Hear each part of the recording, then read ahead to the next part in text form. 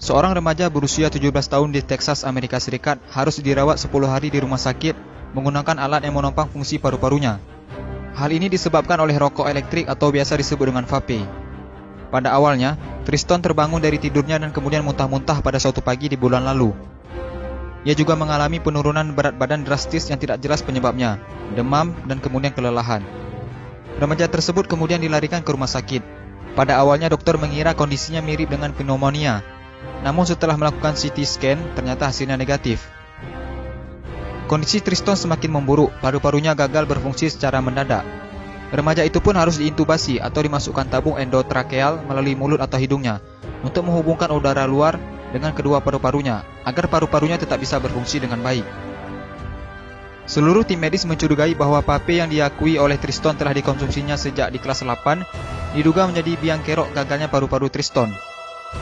Kami tidak tahu secara pasti apa yang dilakukan oleh Triston, namun ada laporan literatur tentang pneumonitis, hipersensitivitas akibat vaping, kata dokter yang menangani Triston, yaitu Dr. Suzanne Whitworth, dikutip dari Daily Mail.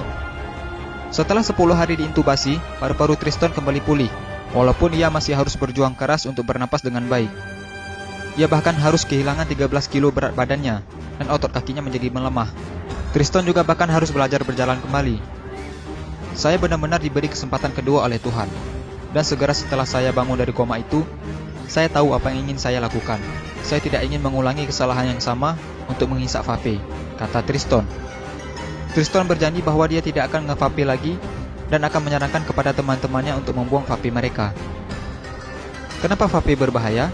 Kepala Badan Pengawas Obat dan Makanan atau BPOM Penny Dukito menyebutkan akan segera mengusulkan larangan penggunaan vape atau rokok elektrik.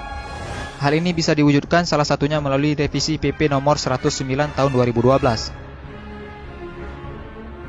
Penny mengungkapkan ada beberapa fakta ilmiah yang telah ditemukan BPOM sekaligus menjadi dasar usulan pelarangan tersebut. Ditemukan senyawa kimia di dalam vape mulai dari nikotin, propilen glikol, perisa logam karbonil tobacco specific nitrosamines, hingga dietilen glikol. Nikotin sangat berbahaya karena berbagai penelitian juga melihat efek nikotin terhadap otak bisa menyebabkan kanker dan kecanduan.